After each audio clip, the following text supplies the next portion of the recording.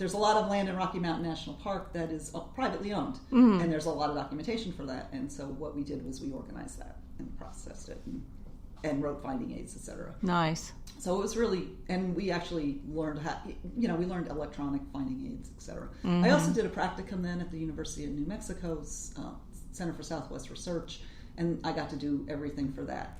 And this is where it gets kind of interesting. Okay. Yeah. So for my practicum, after I did the research room, I learned how to do EAD encoding. But my project was to work on the Frank Applegate papers and donate them to the University of New Mexico. So not only was I writing this book, I was processing this collection to give to them. And nice. It included the Ansel Adams photographs. And these were all, mostly they were papers that had been in the Applegate family. And so there were the letters, there was a lot, and the manuscript that Frank wrote 2 books, 2 collections of folk tales, so there were those manuscripts. And there were manuscripts for the book that he and Mary Austin had written. There were the photographs Ansel Adams had taken, which were actually a separate, related collection because the photo archives is separate. So I got to do 2 different kinds of processing projects. And it was weird. I remember asking my mentor for the practicum, whose name was Beth Silvergleet, if I could do this, and because it's a little, you've got a little bit of quandary. Is this okay? Because I'm not looking at it with unbiased eyes. True. I know this stuff really well. But on the other hand, I know this stuff really well. Yeah. Because I'm the subject expert on this now. Right. So that made it easier. I think I probably was I went into a little more detail than somebody else would have. Yeah. She was, at the end, and I actually got to encode, so I did all the processing, I did the finding aid, I did the the catalog entries. Nice. And then I did the encoding for the webpage for the finding aid that went in online on the Center for Southwest Research's webpage. So it was, and then I had to write all about it because it was a practicum. Yes. I ended up with 45 pages of just description of how this was done. Wow, so nice. It was really fun, and plus I got to be a donor, which is weird. Yeah. And actually, it was my husband's aunt, Gretchen Hieronymus, was the one who was the donator of those papers. But what ended up happening is years later, we open up some envelopes and there's some Ansel Adams photos, and these are not most of them are not the most exciting photos. They're pictures of buildings, and they're interesting for historical purposes. They're very interesting, but they're not the pictures you would hang on your wall. They're not half dome. They're not the pueblos. They're pictures of buildings because he was shooting descriptive photographs to go with this manuscript. But still, it's cool. They're Ansel Adams. They have little notes on them, and. I ended up having to donate those after she passed away. So I did become a donor on that end. Cool. Of an accretion. For the thing. And we didn't. There was no money involved, so we did not try to get she didn't even want a tax write-off. Oh wow. So that was why I think if money had been involved, that would have made it a little too shady as far as is this ethical. Sure. Right. So, but it just all came together in such a strange way. So right after the practicum ended, I graduated library school. My book came out the month before our book, Stand On My Book, came out. The month before I graduated, and I started work as at a local history at the Rio Rancho Public Library in New Mexico. But I was a reference archivist, local history librarian, and then webmaster. Oh wow! So all at once. Incredible. It was great because they built a new building and they put in a local history room. Oh, and nice. I got to provide a lot of input in that. And they also sent me to training to learn about exhibits, to learn about how to design a room. And then the architects didn't take my suggestions, but I was able to some of them they did. Yo, good. But, they put in giant windows. I was like, you cannot have giant windows if you're going to have original materials up in the exhibit cases, unless you're going to provide some kind of shading. It's not going to work. Right. So we ended up getting that later. The library had a very generous friends group, so that's good. They actually paid for some of my training, and they paid for things like shades. Very cool. That's awesome. And we learned to use the giant plotter printers that Oh, yeah. to reproduce these posters, so I'm not having the originals up in some cases. So it was a lot of hands-on. That was kind of, I was a lone arranger, so it was a lot of hands-on stuff. And Yeah. I got to create finding aids for that. I got to, the EAD training helped, and I was able to also create finding aids. So it gave me a background in archives.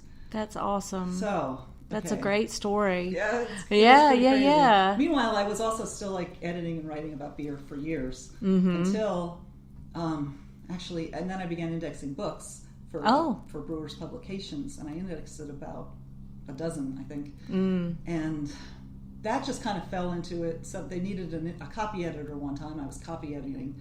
I was also copy editing. I forgot about that. And then I switched to copy editing and indexing.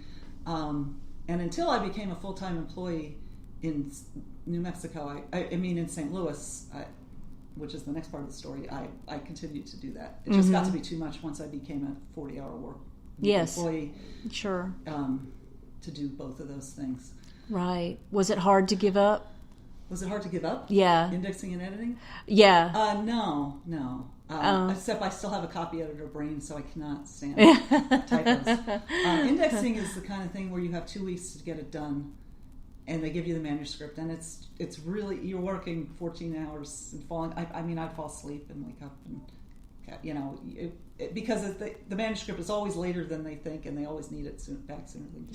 Sure. And actually, the worst part was, a friend of mine wrote a book about the Caribbean rainforest in Puerto Rico.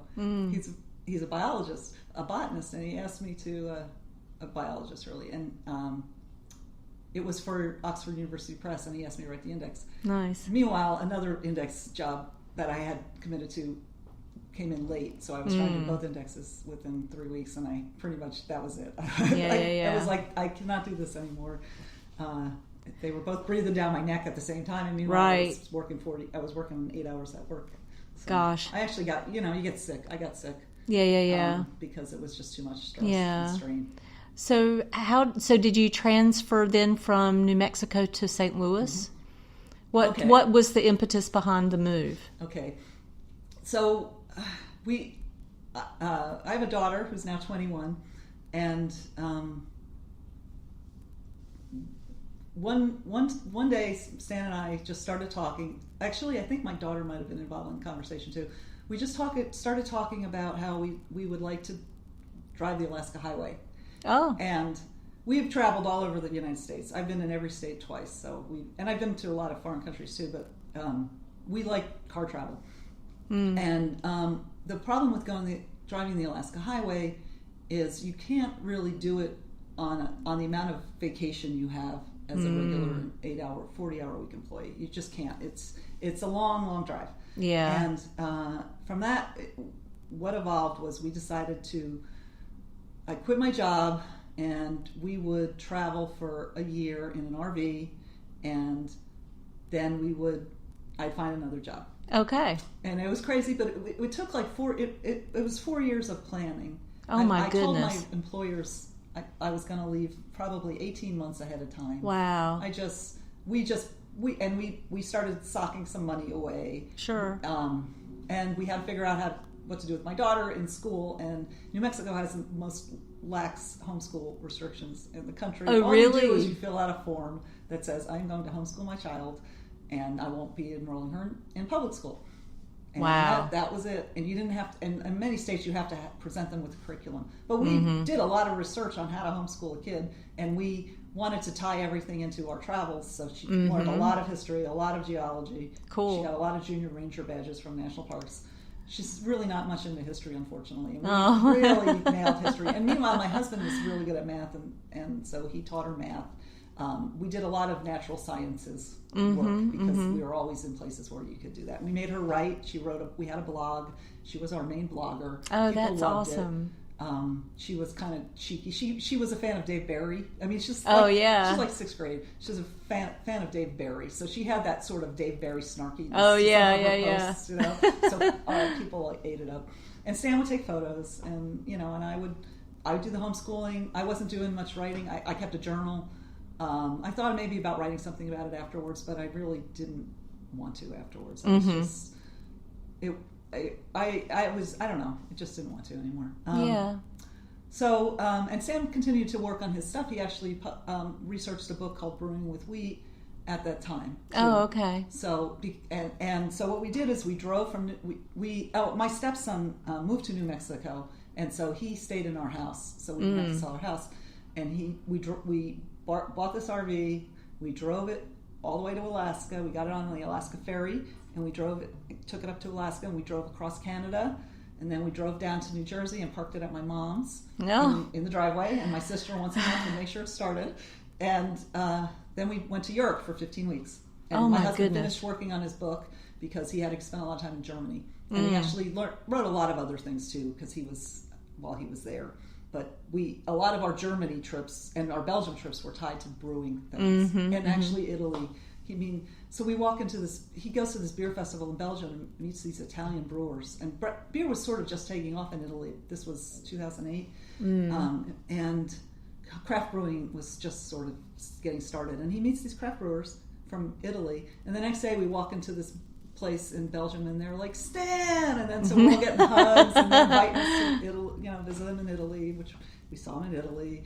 And they had a really good restaurant in Rome called Beer and Food in the Trastevere in Rome. Fantastic. So we were treated like royalty. So yeah, Aww. It was fun. And Very they loved cool. and having a little kid when you're going around Europe really helps. People just love kids. Aww. And they were so nice to her. She was learning French, and she had taken classes with Alliance Française because she wanted to, and so I was continuing with French while we were on. I don't know French, but we had stuff she could do exercises and sure. She wasn't. But in Paris, she would just say "merci" and people would fall all over her. Yeah. She still can speak it, but that's she lovely. continued it through high school. But yeah. So it was really fun. And anyway, so then we got back, took the RV and finished the rest of our trip. And meanwhile, I started thinking I need to figure out what I'm going to do. And because I had done these archival classes while I was in graduate school, I thought I should really try to get a job in an archives as an archivist because I really wasn't doing that 100% at the public library. So I thought my best bet might be working for a government archives, either city, state, or federal. And so what do? I look at the National Archives and they say, even if you're mid-career, you can apply for jobs on USA Gov. So I applied.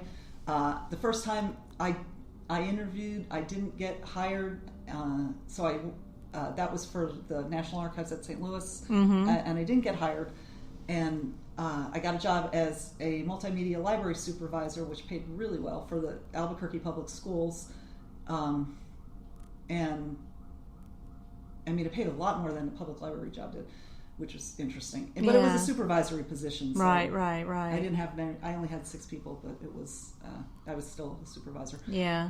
And meanwhile, I continued to apply for other jobs, and a lot of them I applied for different things, museums, other things, and what I ended up getting was hired as a preservation technician at the National Archives at St. Louis. Okay. Which was a step down, really, because it wasn't really they require a master's degree, but it's not really a professional level position. Oh, really? And that's one of the things with archives technician jobs at the National Archives. A lot of them prefer a master's degree, and they're not really considered, they're technician jobs. Interesting. So what would the level be for a professional archivist at the National Archives? It's 7-9-11 is the GS7 to GS9 to GS11. So okay. It's career ladder, they call it. Whereas a technician can be anywhere from a 3 to a 7. Oh, okay. Archive specialist is a 7, 8, 9, sometimes 11. And there's sometimes not everybody who's an archivist it's 7, 9, 11, 12. At some places, it's 7, 9, 11 some places. Sometimes it's just 7, but they don't have too many of those left anymore. Yeah. It really varies. And that's the same throughout the federal government. Right. You can become a 13 supervisory archivist at most places in the federal government. But if you want to be an archivist at a national park, you're probably only going to be a 9. Okay. So it's. And what was your level as a technician? I was a 5. I was hired as a 6. I was a 7, and then I became our administrator.